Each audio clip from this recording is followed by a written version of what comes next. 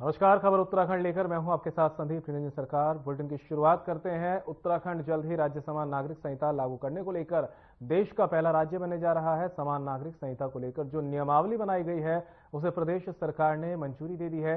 CM Pushkar Singh Dhami की अध्यक्षता में हुई कैबिनेट बैठक में समान नागरिक संहिता को लेकर बनाई गई नियमावली को मंजूरी दी गई। वहीं सीएम धामी को कैबिनेट के द्वारा समान नागरिक संहिता लागू करने की तिथि को लेकर अधिकृत किया गया है। यानी समान नागरिक संहिता किस दिन से उत्तराखंड में लागू होगी, इसकी तारीख सीएम पुष्कर सिंह धामी तय करेंगे। सीएम धामी ने कैबिनेट बैठक के बाद जानकारी दी कि उत्तराखंड पहला राज्य बनने जा रहा है जो समान नागरिक संहिता को लागू करने वाला है। कैबिनेट बैठक में समान नागरिक संहिता की नियमावली को मंजूरी दे दी गई है।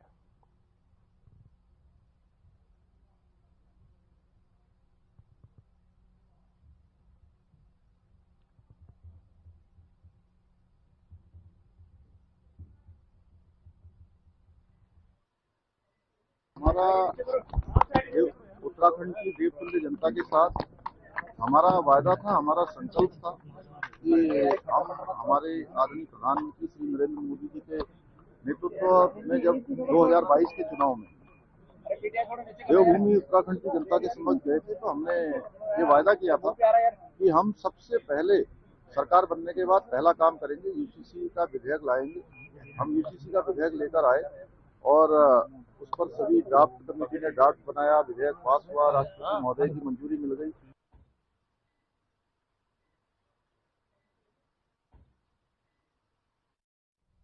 निकाय चुनाव को लेकर सरगर्मियां तेज है। ऐसे में मुख्यमंत्री पुष्कर सिंह धामी ने भी अपने भाषणों में कहा है कि नगर निकायों में बीजेपी की ट्रिपल इंजन की सरकार बनने जा रही है। इस पर कांग्रेस के प्रदेश प्रवक्ता शिषपाल सिंह बिष्ट ने जवाबी हमला करते हुए बताया कि मुख्यमंत्री धामी किस आधार पर कह रहे हैं कि निकायों में ट्रिपल इंजन की सरकार बनेगी। शिषपाल सिंह बिष्ट ने कहा कि वो पूछना चाहते हैं कि पिछले 8 साल से ट्रिपल इंजन की सरकार तो जनता ने बना रखी है, फिर वह ट्रिपल इंजन की सरकार विकास क्यों नहीं कर पाई, जनता से किए वादे क्यों पूरे नहीं कर सकी।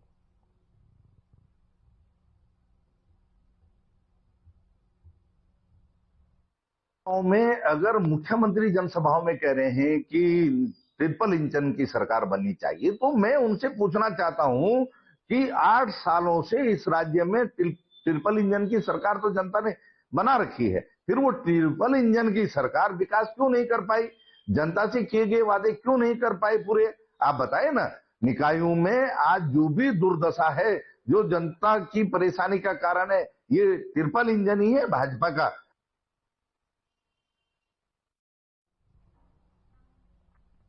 पार्टी विरोधी गतिविधियों के आरोप में कांग्रेस से 6 साल के लिए निष्कासित किए गए यूथ कांग्रेस के जिलाध्यक्ष विजय रावत ने अपने निष्कासन को लेकर सवाल खड़े किए हैं। कोटद्वार में एक प्रेस वार्ता के दौरान विजय रावत ने कहा कि पिछले 19 सालों से वे कांग्रेस पार्टी के लिए निस्वार्थ काम कर रहे थे और उनके द्वारा कभी भी कांग्रेस के विरोध में काम नहीं किया गया, लेकिन फिर भी निकाय चुनाव के दौरान उनको पार्टी से निष्कासित कर दिया गया, जिसको लेकर उनके मन में टीस है।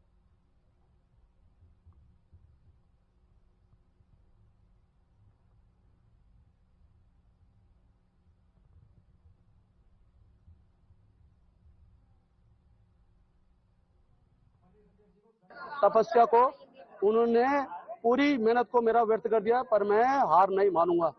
मैं हार नहीं मानूंगा।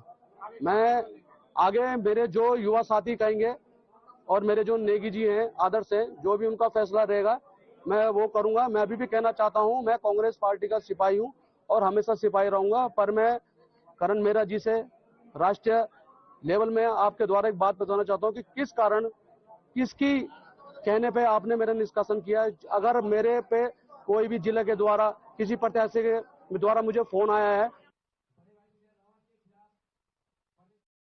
भारतीय जनता पार्टी के बाद कांग्रेस ने भी निकाय चुनाव का संकल्प पत्र जारी कर दिया है। संकल्प पत्र में हरिद्वार का सौंदर्यीकरण और विकास जैसे मुद्दे के साथ ही मेडिकल कॉलेज और कॉरिडोर के मुद्दे को प्राथमिकता दी गई है। संकल्प पत्र में मेडिकल कॉलेज को पीपीपी मोड पर दिए जाने के फैसले को वापस लेने और कॉरिडोर का पुरजोर विरोध दर्शाया गया है। प्रेस कॉन्फ्रेंस के दौरान कांग्रेस नेताओं ने आरोप लगाया कि बीजेपी सरकार ने हरिद्वार की जनता को ठगने का काम किया है। कांग्रेस की मेयर के कार्यकाल में नगर निगम की जमीन दी गई और उस पर बीजेपी सरकार ने मेडिकल कॉलेज बनवाया, लेकिन उसका निजीकरण कर दिया गया।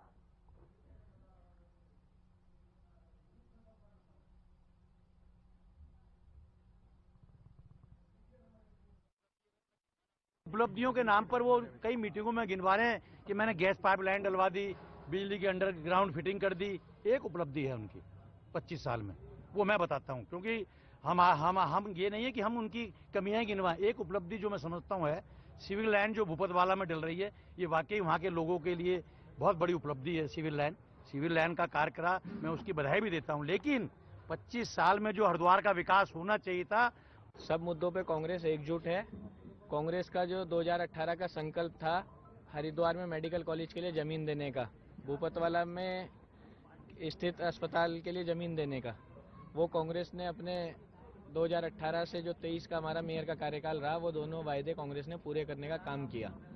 वो हरिद्वार की जनभावनाओं के अनुरूप किया कि हरिद्वार की जनता को सस्ता इलाज मिलेगा और हरिद्वार के मेडिकल छात्रों को सस्ती शिक्षा मिलेगी। उन्हें देहरादून या दिल्ली की बाट नहीं जोतनी पड़ेगी। लेकिन उन सब चीज़ों पर चकनाचूर, उन मेडिकल छात्रों का भी सपने चकनाचूर करने का काम इस सरकार ने किया है, जो हमारा आरोप है।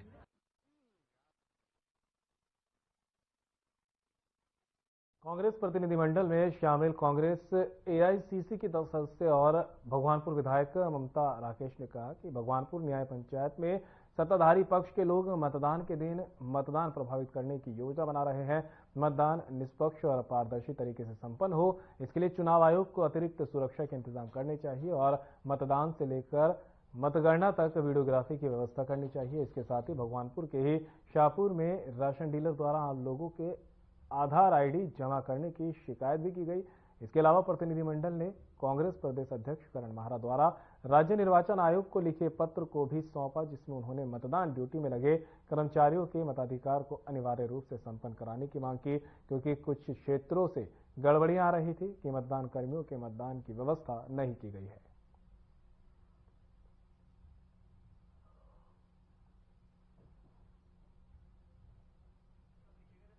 कल कांग्रेस पार्टी का एक प्रतिनिधिमंडल राज्य चुनाव आयुक्त महोदय से मिला था। उसमें हमारी हरिद्वार के भगवानपुर की विधायक ममता राकेश जी भी थी और 23 जनवरी को जो मतदान हो रहा है उसमें कई क्षेत्रों से गड़बड़ी की आशंकाओं के समाचार आ रहे हैं। तो हमने माननीय चुनाव आयुक्त से आग्रह किया था, सुझाव दिया था कि मतदान से लेकर के मतगणना तक पूरे प्रोग्राम की जो है वीडियोग्राफी होनी चाहिए, जिससे गड़बड़ी की आशंकाओं को रोका जा सके। और हरिद्वार के कुछ क्षेत्रों से ऐसी खबरें आई थी।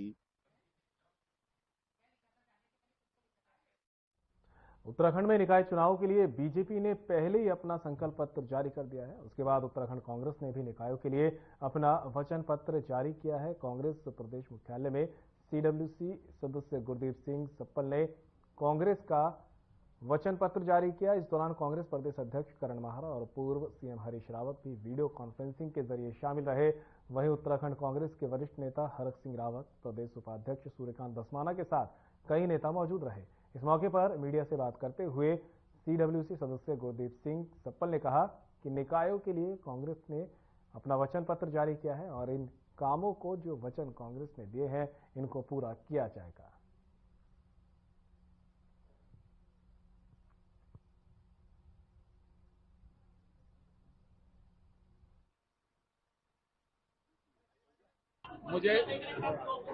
मुझे लगता है कि आप भी पत्रकार हैं और जो लोग आपको देखते हैं और आपको पढ़ते हैं वो प्रदेश की बड़ी सुधी जनता है, पढ़ी लिखी जनता है। उनको मालूम है कि नगर निगम के चुनाव वो किस इशू पे लड़े जा रहे हैं। इस प्रदेश की जनता को ये मालूम है कि पिछले 5 सालों के अंदर जो उनके बीजेपी के निकाय रहे हैं, उनके चलते हुए व्यवस्था में जो चाहे बारिश के पानी की बात हो, चाहे बिजली की बात हो, चाहे शहरों के अंदर रोड और ट्रैफिक की बात हो, चाहे बस्तियों की बात हो, वो इसमें जवाब मांग रहे हैं। जनता भटकती नहीं इतनी जल्दी। जनता को मालूम है कि किस मुद्दे पे कौन सा चुनाव लड़ा जाना है। निकाय चुनाव में महापौर की निर्दलीय प्रत्याशी पूनम तिवाड़ी ने नगर क्षेत्र में शक्ति प्रदर्शन कर अपनी ताकत दिखाई है। इस मौके पर उन्होंने अपने समर्थकों के साथ नर्सरी रोड गणेश बाजार होते हुए रैली निकाली, जो स्थानीय गोला पार्क में जनसभा में तब्दील हुई। इस मौके पर जनता को संबोधित करते हुए महापौर के निर्दलीय प्रत्याशी पूनम तिवाड़ी ने कहा कि अगर पालिका अध्यक्ष रहते हुए बीजेपी ने कुचक्र रचकर उन्हें पद से गिराने का काम किया है, कहा कि पालिका अध्यक्ष रहते हुए उन्होंने शहर की नालियों को भूमिगत करने के साथ ही बुजुर्गों, युवाओं और बच्चों की सुविधा के लिए बहुउद्देशीय पार्कों का निर्माण करवाया। साथ ही उन्होंने भावुक मन से जनता से अपने पक्ष में मतदान करने की अपील की।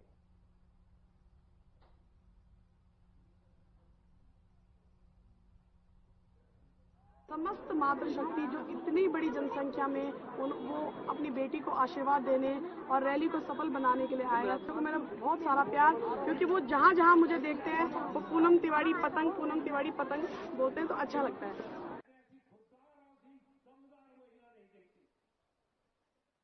प्रदेश में समान नागरिक संहिता लागू करने के लिए शासन की ओर से प्रयास तेज हो गए हैं। नियमावली के मसौदे में आंशिक संशोधन के बाद इसे परीक्षण के लिए नया और विधि विभाग को भेज दिया गया है। ये माना जा रहा है कि सरकार नियमावली मंजूर करने के लिए कैबिनेट की बैठक बुला सकती है। नगर निकाय चुनाव की आचार संहिता की वजह से सरकार को कैबिनेट बैठक के लिए राज्य चुनाव आयोग से विशेष मंजूरी भी लेनी होगी। समान नागरिक संहिता कमेटी की सदस्य सुरेखा डंगवाल ने बताया कि अगर न्याय और विधि विभाग ड्राफ्ट में कोई रिपीटेशन, संरचना या फॉर्मेट में बदलाव करना चाहता है तो उसे एक अंतिम बार चेक कर ठीक किया जा सकता है।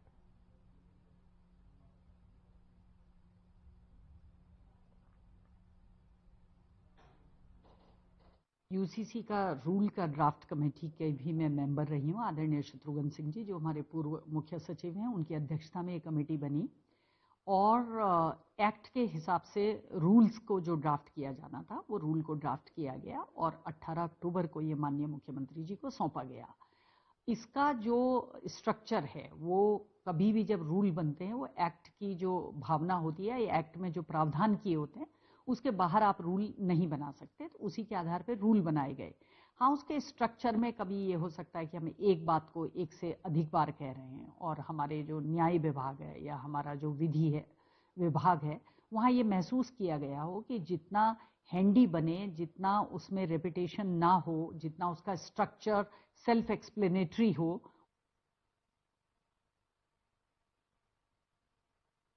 तो वहीं निकाय चुनाव नगर पंचायत दिनेशपुर में सभी प्रत्याशी जोर शोर से तैयारी करते हुए रैली निकालकर अपने पक्ष में वोट देने की अपील कर रहे हैं। इस दौरान सत्यजीत विश्वास को वार्ड वासियों ने लड्डू से तोलकर समर्थन दिया। इसी के चलते दिनेशपुर नगर पंचायत के वार्ड नंबर 8 बीजेपी प्रत्याशी सत्यजीत विश्वास के नेतृत्व में उनके समर्थकों द्वारा डोर टू डोर चुनाव प्रचार किया गया। कमल चुनाव चिन्ह के पक्ष में वोट डालने की अपील कर रहे हैं। इस दौरान बीजेपी प्रत्याशी सत्यजीत विश्वास ने कहा कि नगर निकाय चुनाव में पूरे प्रदेश से बीजेपी की लहर चल रही है, आम जनता का सपोर्ट मिल रहा है। नगर पंचायत 9 वार्डों में बीजेपी प्रत्याशी ही जीतने जा रहे हैं।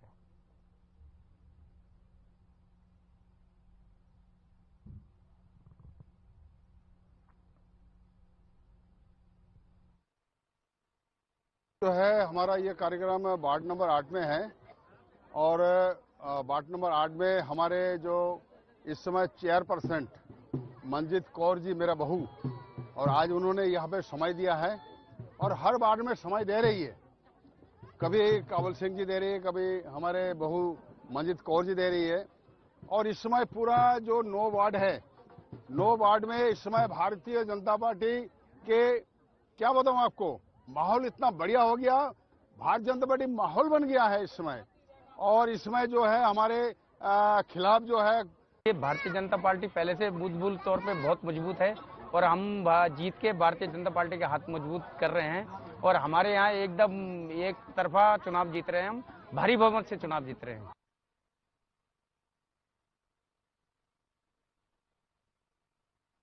हल्द्वानी में निकाय चुनाव पर्यवेक्षक दीप्ति सिंह की निगरानी में मतदान और मतगणना की अंतिम तैयारी शुरू हो गई है। नगर निगम सभागार में मेयर और सभासद प्रत्याशियों के साथ बैठक करते हुए निर्वाचन अधिकारी ने मतदान अभिकर्ता और मतगणना अभिकर्ता बनने सहित पोलिंग बूथ के 100 मीटर के दायरे में आदर्श आचार संहिता के पालन किए जाने के संबंध में आवश्यक दिशा निर्देश दिए। इसके अलावा प्रत्याशियों द्वारा व्यय लेखा का आखिरी परीक्षण भी कराया गया। निर्वाचन अधिकारी एपी वाजपेयी ने बताया कि मतगणना और मतदान संबंधी सभी जानकारियों को प्रत्याशियों के समक्ष साझा किया गया है। साथ ही मॉडल कोड ऑफ कंडक्ट के बारे में भी जानकारी दी गई है।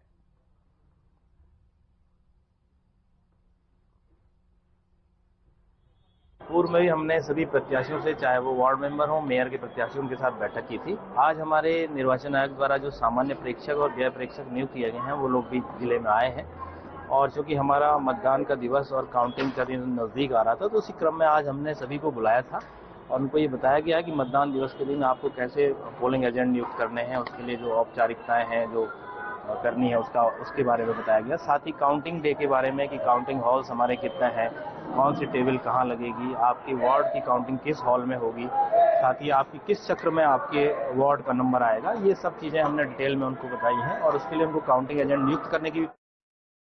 ओलंपिक एसोसिएशन के अध्यक्ष महेश नेगी ने कहा कि उत्तराखंड में अंतर्राष्ट्रीय खेल आयोजित होना उत्तराखंड के लिए बेहद गर्व का विषय है। महेश नेगी ने कहा कि 37 खेल उत्तराखंड में कराए जाने हैं, जिनको लेकर सभी तैयारियां लगभग पूरी की जा रही है। कितने खिलाड़ी कहां पहुंचेंगे, कैसे पहुंचेंगे, इन सब चीजों की मार्किंग हो चुकी है और अन्य सभी तैयारियों को अंतिम रूप दिया जा रहा है। महेश नेगी ने कहा कि 34 की तैयारी बिल्कुल पूरी हो चुकी है, 3 खेलों की तैयारियों को अंतिम रूप दिया जा रहा है।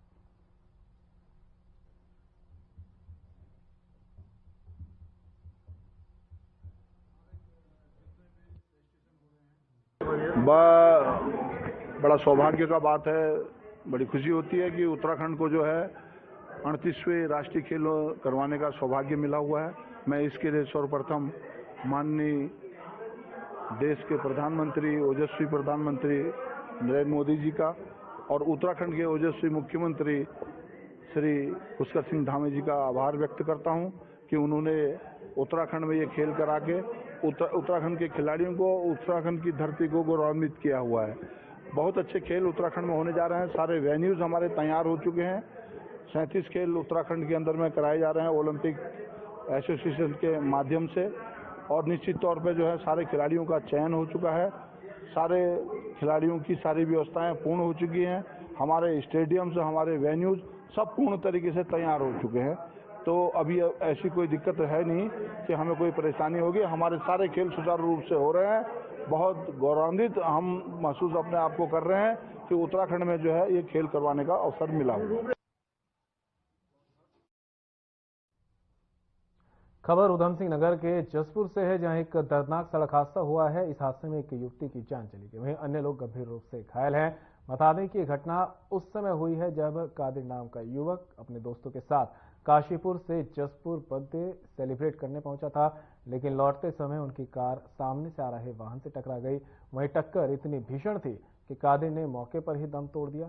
घटना की जानकारी मिलते ही मौके पर पुलिस पहुंची है और घटना में घायलों को प्राथमिक उपचार के बाद काशीपुर के अस्पताल में भर्ती कराया गया है, जहां उनका इलाज जारी है। वहीं मौत के बाद शव को काशीपुर शव मोर्चरी में भेज दिया है।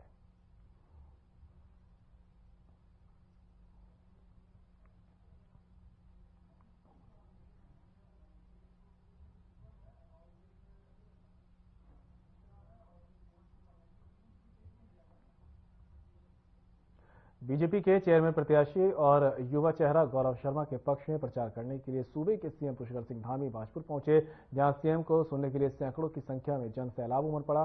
बता दें कि सीएम पुष्कर सिंह धामी चीनी मिल रोड से होते हुए अपने काफिले के साथ क्षेत्र की जनता का मनोबल बढ़ाते हुए गुरुद्वारा साहिब पहुंचे, जहां उन्होंने माथा टेका और इस दौरान गुरुद्वारे के ग्रंथियों और जथेदारों से उन्हें सरोपा भेंट किया गया।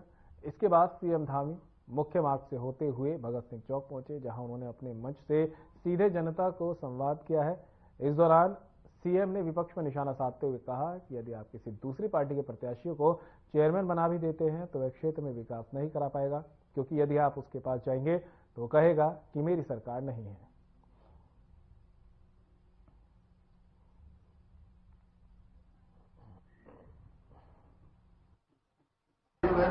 मैं आज आपकी ये उपस्थिति देखकर इतनी विशाल संख्या में आप सब यहाँ पर आए हैं, सच में मुझे ऐसा लग रहा है कि मैं किसी चुनावी सभा में नहीं आया हूँ, बल्कि अपने परिवार के लोगों के बीच में आया हूँ।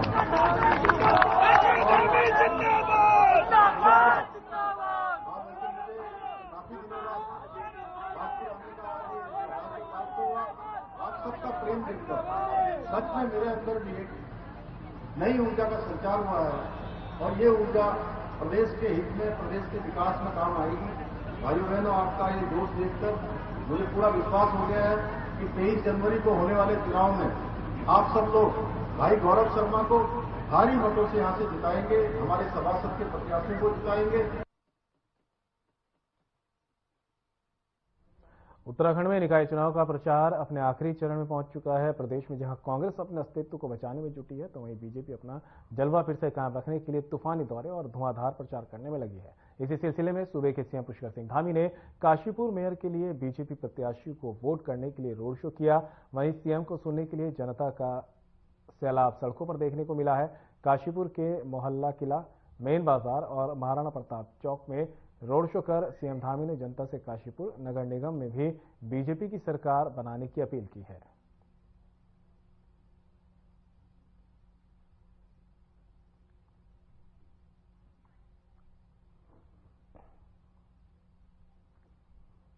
खटीमा नगर पालिका चुनाव में बीजेपी के अध्यक्ष पद के अधिकृत प्रत्याशी रमेश चंद्र जोशी के समर्थन में सीएम पुष्कर सिंह धामी ने विशाल रोड शो और जनसभा को संबोधित किया है। इस दौरान भारी जनसैलाब देखने को मिला। इस दौरान बीजेपी कार्यकर्ताओं और विभिन्न संगठनों ने ढोल नगाड़ों, पंजाबी नृत्य और छोलिया नृत्य के साथ रोड शो में भाग किया। वहीं खटीमा की जनता ने बीजेपी प्रत्याशी रामू जोशी को जगह जगह फूलमाला पहनाकर अपना सहयोग, समर्थन और आशीर्वाद दिया। इस दौरान मुख्यमंत्री धामी ने खटीमा नगर पालिका की जनता से बीजेपी के अध्यक्ष पद के प्रत्याशी रमेश जोशी उर्फ रामू के पक्ष में मतदान करने की अपील की है।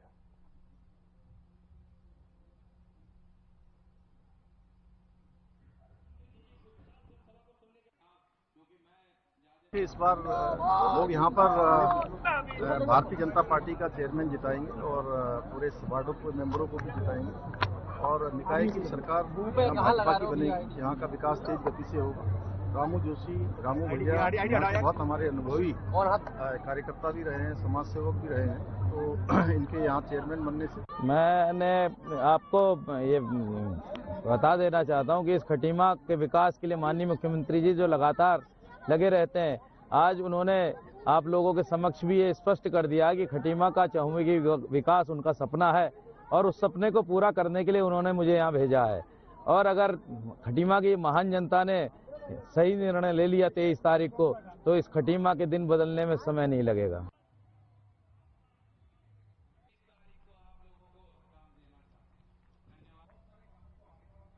और फिलहाल बुलेटिन मेरे साथ इतना ही। दीजिए इजाजत। नमस्कार।